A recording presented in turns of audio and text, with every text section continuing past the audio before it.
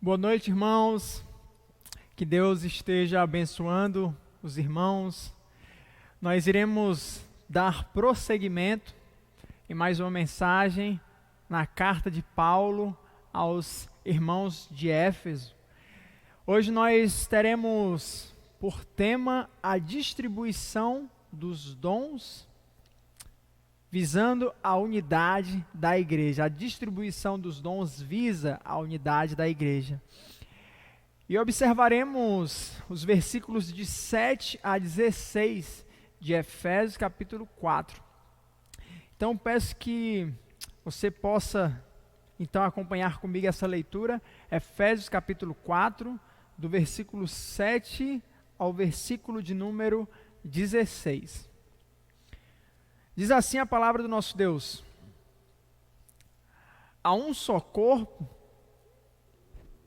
versículo 7, mas a graça foi dada a cada um de nós, segundo a medida do dom de Cristo.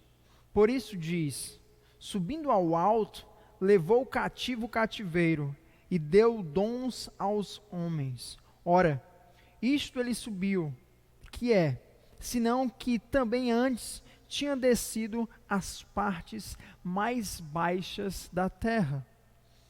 Aquele que desceu é também o mesmo que subiu acima de todos os céus, para cumprir todas as coisas. E ele mesmo deu uns para apóstolos, e outros para profetas, e outros para evangelistas, e outros para pastores e doutores, querendo o aperfeiçoamento dos santos, para a obra do ministério, para a edificação do corpo de Cristo, até que todos cheguemos à unidade da fé e ao conhecimento do Filho de Deus, a homem perfeito, à medida da estatura completa de Cristo, para que não sejamos mais meninos inconstantes, levados em roda por todo o vento de doutrina, pelo engano dos homens que com astúcia enganam fraudulosamente. Antes, seguindo a verdade em amor, cresçamos em tudo naquele que é a cabeça, Cristo, do qual todo o corpo bem ajustado e ligado pelo auxílio de todas as juntas, segundo a justa operação de cada parte, faz o aumento do corpo para sua edificação em amor. Oremos. Senhor Deus, te damos graças por mais uma oportunidade de reservarmos este tempo precioso para escutar o que a Tua palavra tem para nos dizer. Nos abençoa, nos ilumina a compreensão, para que essa palavra possa chegar, encontrar um solo fértil e que ela possa ali gerar fruto para a glória do Teu nome. Que o Senhor nos abençoe neste propósito. É o que rogamos a Ti, no nome do nosso Senhor Jesus Cristo. Amém. Irmãos, na última mensagem, a de Efésios capítulo 4, do versículo 1 ao versículo 6, observamos o incentivo do apóstolo Paulo à unidade. Conferimos que o apóstolo, ele incentiva a preservação da unidade na igreja e apresenta razões para que esse conselho seja seguido.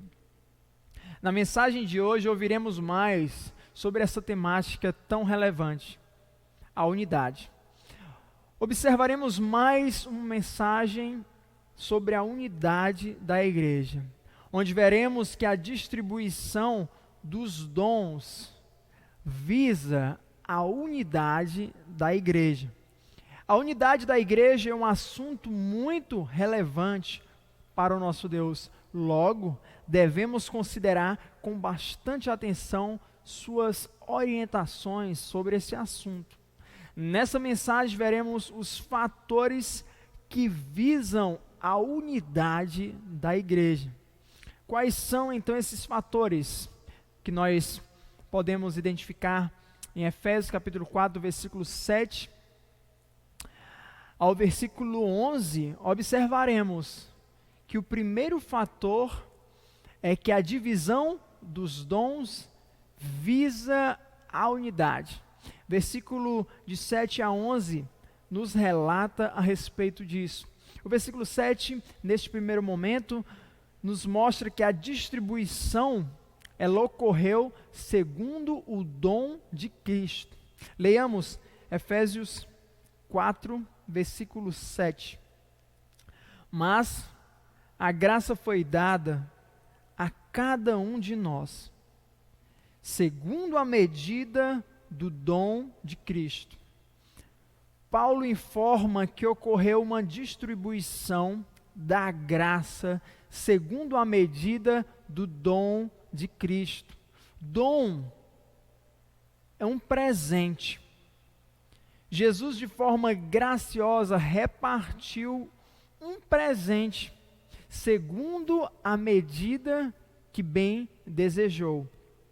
O apóstolo Paulo, tratando do mesmo assunto da divisão de dons, declara em Romanos capítulo 12, versículo 3, o seguinte: porque pela graça que me é dada, digo a cada um dentre vós, que não pense de si mesmo além do que convém, antes pense com moderação, conforme a medida da fé que Deus repartiu a cada um.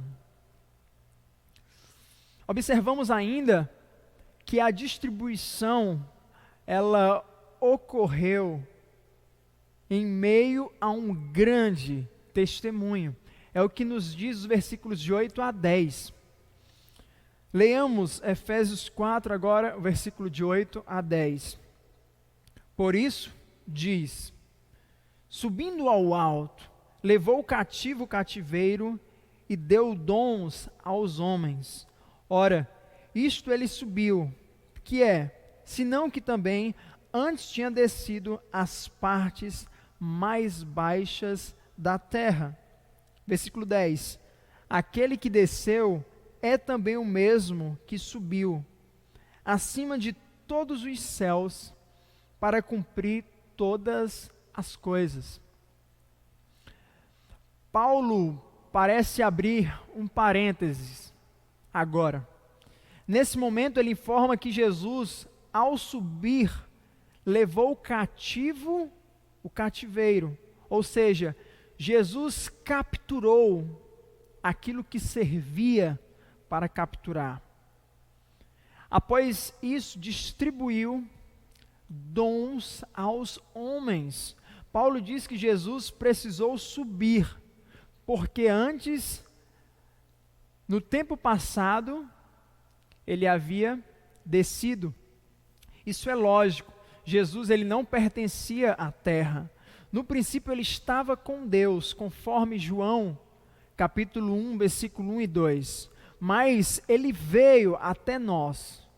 O verbo descer, utilizado no texto, no idioma original, idioma grego, transmite a ideia de vir abaixo, abaixar, mas possui ainda um sentido metafórico, que aponta para a ideia de ser lançado ao estágio mais baixo de miséria e de vergonha. Isso aconteceu quando Deus, que estava nos céus, veio à terra. Precisamos saber que o termo que foi traduzido por terra, em nosso idioma, possui no grego um sentido variado. Dependendo do seu contexto, pode significar uma coisa ou outra. Mas, nesse caso, nesse contexto, terra é utilizado no sentido de oposição ao céu. Pode significar, então, residência dos homens. Residência dos homens e dos animais. Esse é o melhor sentido para esta palavra dentro deste contexto, uma vez que é feita a comparação entre subir e descer, ou seja, entre o céu e a terra. Está muito bem de acordo com Filipenses capítulo 2, versículo 5 ao versículo 9, onde o apóstolo Paulo expressa bem essa humilhação a qual foi enfrentada pelo nosso Senhor Jesus ao vir à terra. Vemos nos versículos de 5 a 9 o seguinte: de sorte que haja em vós o mesmo sentimento que também houve em Cristo Jesus, que sendo em forma de Deus, não teve por usurpação ser igual a Deus, mas fez a si mesmo de nenhuma reputação, tomando a forma de servo, fazendo-se semelhante aos homens, e achado na forma de homem, humilhou-se a si mesmo, sendo obediente até a morte, e morte de cruz. Versículo 11 de Efésios capítulo 4 nos informa que a distribuição dos dons, a distribuição ela ocorreu ainda na escolha de apóstolos, de profetas, de evangelistas e de pastores doutores. Versículo 11 do nosso texto nos diz: e ele mesmo deu uns para apóstolos, e outros para profetas, e outros para evangelistas, e outros para pastores e doutores. Agora Paulo fecha o parêntese aberto nos versículos de 8 a 10 e retoma o assunto das distribuições dos dons, iniciada lá no versículo 8. Paulo menciona que Deus fez 4 divisões, a saber, apóstolos, profetas, evangelistas e pastores e doutores. Os apóstolos são mensageiros enviados com ordens. De modo específico, aplica-se aos 12 discípulos escolhidos por Jesus, de acordo com o relato dos evangelhos. Já os profetas, no contexto da igreja, foram homens movidos pelo Espírito Santo para falar, tendo capacidade e autoridade para instruir, para confortar, para repreender, entre outras coisas mais. Já os evangelistas são aqueles que levam as boas novas da salvação. No Novo Testamento é o nome dado aos mensageiros que anunciam a salvação que se dá por meio de Cristo. Embora essa função seja próxima dos apóstolos, perceba que há um nome diferenciado. Além do mais, os apóstolos eram uma quantidade específica de apenas 12 pessoas. Desse grupo seleto, sabemos que Judas veio a sair, pois Judas era o traidor do nosso Senhor Jesus. Posteriormente, essa vaga foi preenchida por Matias. Conforme Atos capítulo 21 até o versículo 26, observamos essa informação. Fechando-se novamente o grupo de 12 apóstolos. Todavia, depois o apóstolo Paulo veio a entrar no grupo dos apóstolos, considerando a si mesmo como um apóstolo fora de época.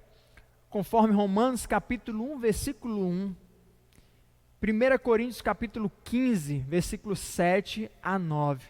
Passagens onde o próprio apóstolo Paulo identifica a si mesmo como um apóstolo. Por fim, há ainda a 4ª divisão mencionada. Já observamos apóstolos, profetas, evangelistas, mas há a quarta a ser mencionada, que consta aqui no versículo 11 de Efésios capítulo 4. Essa quarta categoria ou divisão é a denominada pastores e doutores. Precisamos saber que não se trata de mais duas divisão. Do contrário, não seriam 4, mas 5. Mas se refere à dupla função que é atribuída a uma mesma pessoa. Um pastor é um supervisor da igreja, enquanto o doutor é o que ensina a respeito das coisas de Deus e dos deveres dos homens. Há uma regra na gramática grega. É interessante que nós possamos compreender essa regra. Ela não é tão difícil de se compreender. Ela diz o seguinte, que quando há dois substantivos ligados pela conjunção "e", sendo o primeiro substantivo acompanhado de um artigo e o segundo substantivo com ausência de um artigo, então como devemos compreender? Quando há essas ocorrências, deve-se entender que os dois substantivos estão se referindo ao mesmo objeto. Então, os dois substantivos que são ligados pela partícula "e" estão se referindo a um mesmo objeto. Com base nessa regra grega, podemos afirmar que pastores e doutores é uma dupla função que faz referência a uma mesma pessoa. Nota-se que Jesus, prosseguindo, Jesus em sua sabedoria, ele dividiu o ministério nessas quatro categorias mencionadas: apóstolo, profeta, evangelista e pastor, doutor. Deus, em seu plano maravilhoso, ordenou que o Deus Filho deixasse a sua glória no céu, a sua posição fantástica, para vir até a região baixa da terra, a fim de sofrer humilhações, privações, para nos salvar, e por meio da nossa salvação, formar a igreja. Deus pensou ainda em 4 grupos distintos que poderiam servir no corpo de Cristo, mas também ao corpo de Cristo. Tudo isso era para edificar a sua própria igreja, da qual fazemos parte. Então, nos perguntemos qual valor temos dado à igreja, sabendo do valor que Deus deu à sua própria igreja. Qual tem sido o nosso empenho para congregar, considerando a grande importância que Deus dá para a igreja, para a unidade, essa temática que até agora estamos refletindo. Irmãos, nós vivemos dias difíceis, dias onde nós somos desestimulados a congregar, nós somos incentivados a ficar em casa. E nós sabemos, nós que compreendemos o que é igreja, que compreendemos o que a Bíblia nos diz sobre não deixar de se congregar, como Hebreus capítulo 10 vai nos dizer. Então é difícil. Nós sabemos que há sim cristãos aí na área da política, governadores, vereadores, melhor dizendo, vereadores que estão buscando os direitos para que os cristãos possam congregar, possam se reunir. Mas, quanto a nós, que não temos essa voz tão presente, que nós não possamos simplesmente nos acomodar e aceitar essa situação. Não, que nós possamos orar, que nós possamos lutar de joelhos, para que essa situação possa passar, para que essa situação possa ser modificada. E assim que houver uma possibilidade de uma reunião, se faça presente. Venha estar em igreja, estar junto do corpo de Cristo. Porque a igreja, ela é algo importantíssimo para o nosso Deus e deve ser igualmente importante para nós. Acabamos de ver a distribuição dos dons, visando a unidade da igreja. Mas há ainda outros fatores a serem apontados nesse texto. Pode-se mencionar ainda o alvo e os propósitos da divisão dos dons, como visando a unidade. Os versículos 12 a 16 nos fala a respeito disso, nos apresenta o alvo e os propósitos. O versículo 12, em especial, o capítulo 4, versículo 12, é o versículo que nos informa o alvo do aperfeiçoamento dos santos para a edificação da igreja. Esse era o alvo da distribuição dos dons. Era que houvesse um aperfeiçoamento dos santos, para que a igreja pudesse ser edificada.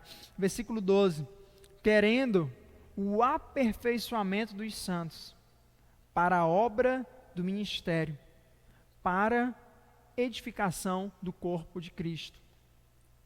O apóstolo Paulo informa que a ação da distribuição dos dons, feita por Deus, conforme descrita nos versículos anteriores, tinha como alvo, como meta, o aperfeiçoamento dos santos.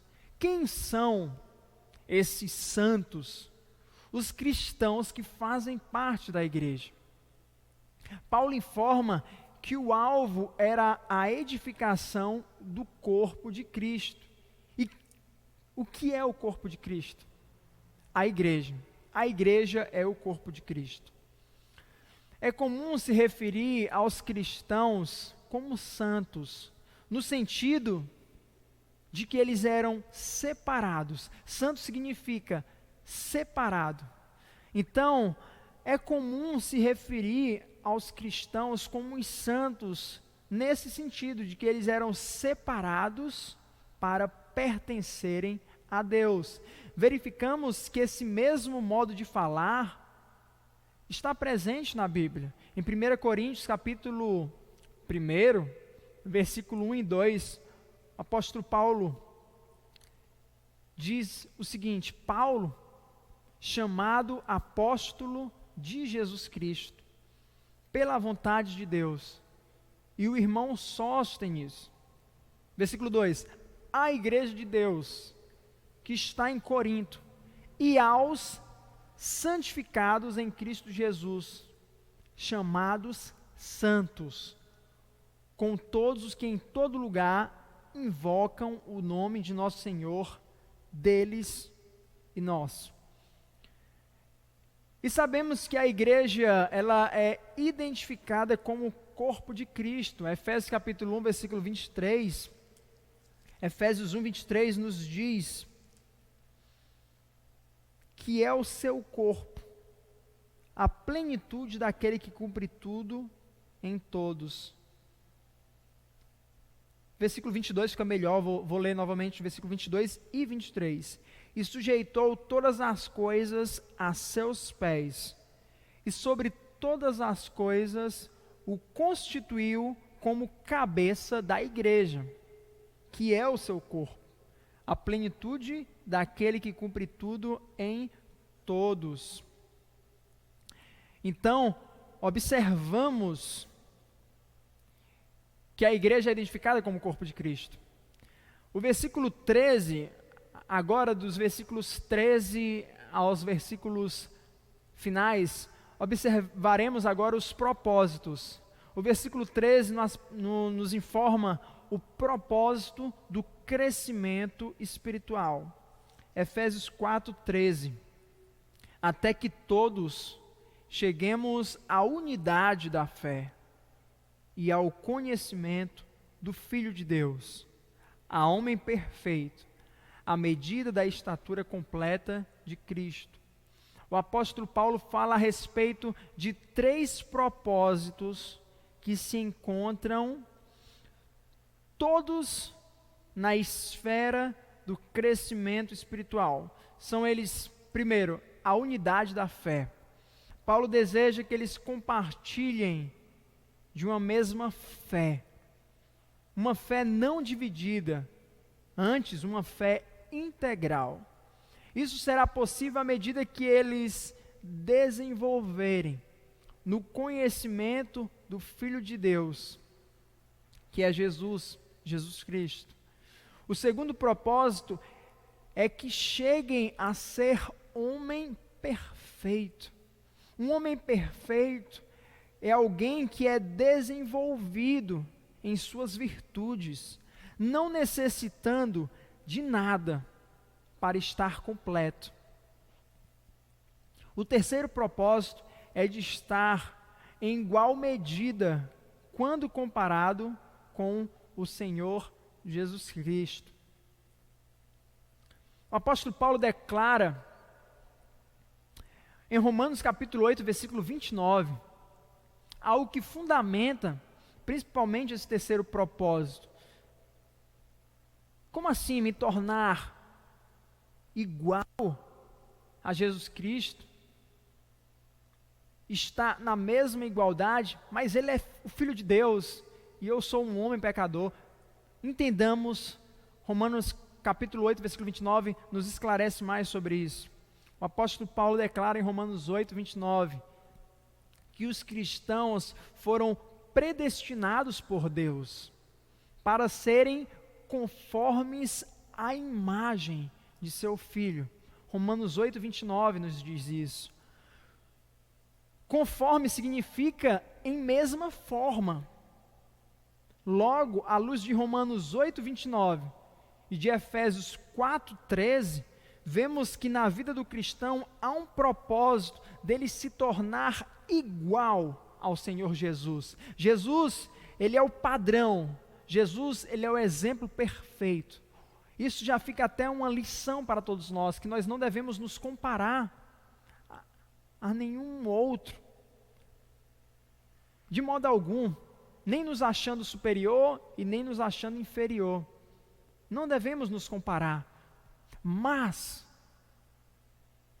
a Bíblia nos incentiva a buscarmos ser igual ao nosso Senhor Jesus. A este homem perfeito, sim, nós podemos e nós devemos atingir o propósito pela qual fomos criados, que é nos conformar, assumir a mesma forma do nosso Senhor Jesus. O versículo 14 e versículo 15 nos apresenta o propósito da imunidade aos falsos ensinos e do crescimento em Cristo. Efésios capítulo 4, versículo 14 e 15, para que não sejamos mais meninos inconstantes, levados em roda por todo o vento de doutrina, pelo engano dos homens que com astúcia enganam fraudulosamente. Antes, seguindo a verdade em amor, cresçamos em tudo, naquele que é a cabeça, Cristo. O desejo de Paulo era bem claro. Trata-se de um objetivo duplo. Primeiro, que os cristãos de Éfeso não sejam enganados por falsos mestres. Segundo, que eles cresçam em Jesus Cristo.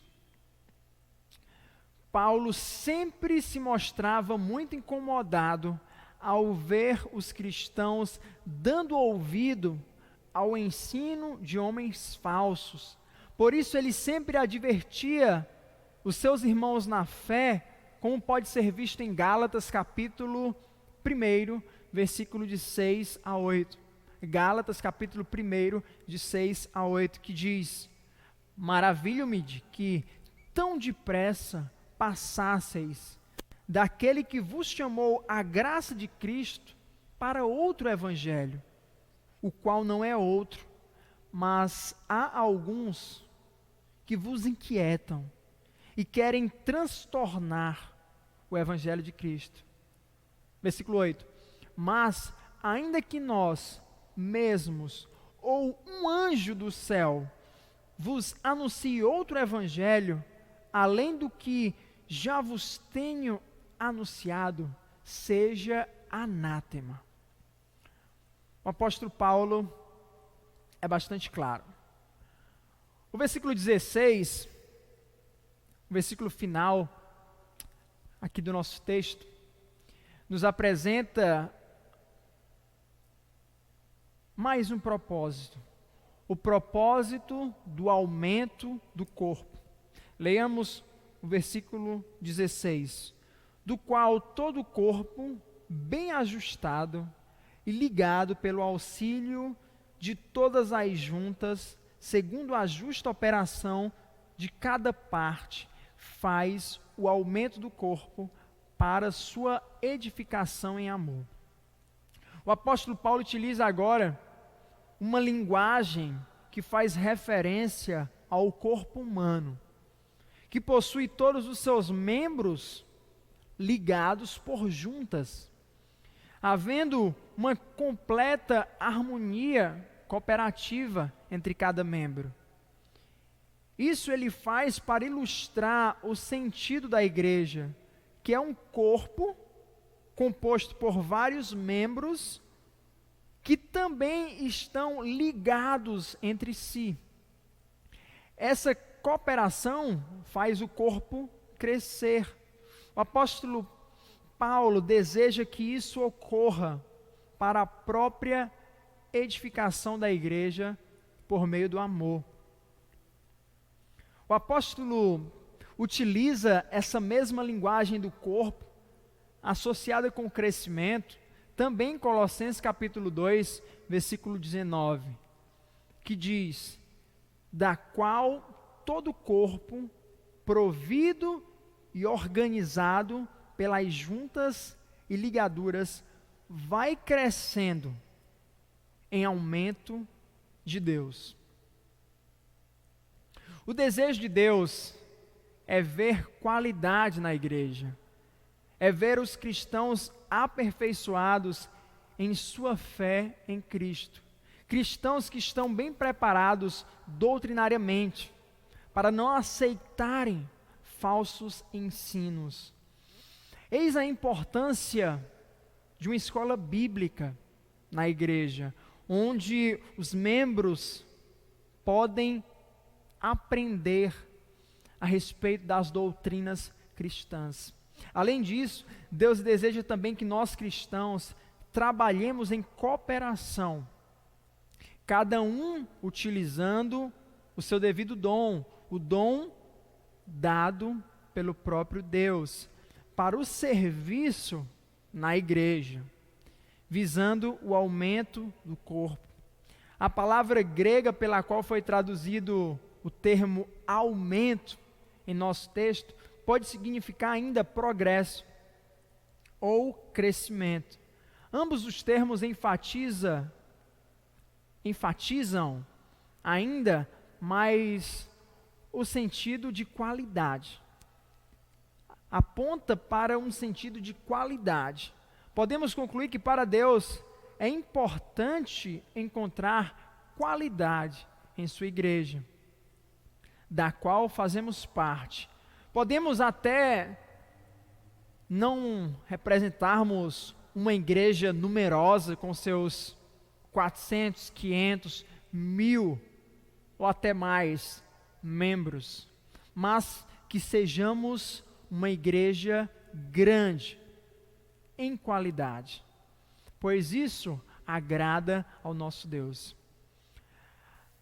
há coisas que são importantes para nós humanos, e nós queremos vê-las em ação. Isso nós buscamos e não há problema nisso, desde que sejam coisas boas, coisas que glorifiquem a Deus. Imaginemos agora aquilo que Deus considera importante e deseja que nós a cumpramos. Isso deve ou não deve ser colocado em ação o mais rápido possível? Isso não se trata da vontade do homem, mas da vontade do próprio Deus, que é soberano e que é grandioso. Unidade, essa temática que tratamos aqui em mais essa mensagem na carta de Paulo aos Efésios. Unidade é um tema importantíssimo para o nosso Deus. E Deus deseja que se cumpra em sua igreja.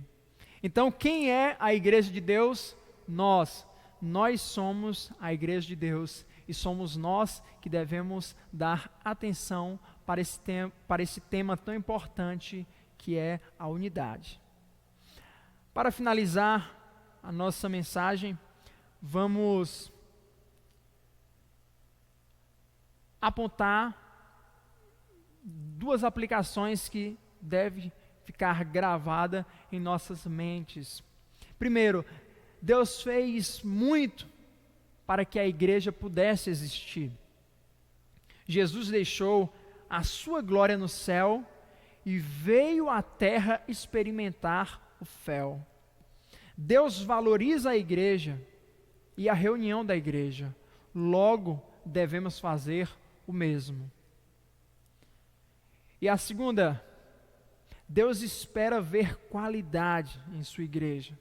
Estejamos, por esta causa, compromissados com o estudo das Sagradas Escrituras e envolvidos com o serviço na nossa igreja, assim que for possível e tão quão seja possível.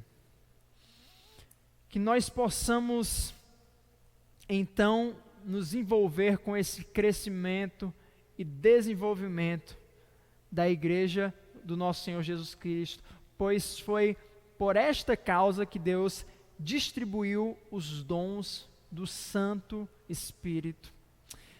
Que nós possamos recordar de tudo isto e colocar em ação. Vamos finalizar então com uma oração. Senhor Deus e Pai, graças te damos por esta mensagem de Efésios capítulo 4, do 7 ao 16. Mais uma mensagem que nos lembra o valor da unidade. Senhor Deus, trabalha em nós, para que nós possamos, Senhor, valorizar mais algo que é tão importante para o Senhor. Que nós possamos, o quanto antes, ter a oportunidade de nos reunir novamente, onde nós teremos a oportunidade de, por meio dos dons que o Senhor nos deu, aplicá-los no serviço à tua igreja e assim cooperar para que a igreja cresça, se desenvolva, para que haja edificação no corpo de Cristo e para que haja unidade, Pai. Nos abençoa, é o que te oramos em nome do nosso Senhor Jesus Cristo. Amém. Que Deus abençoe a todos. Boa semana.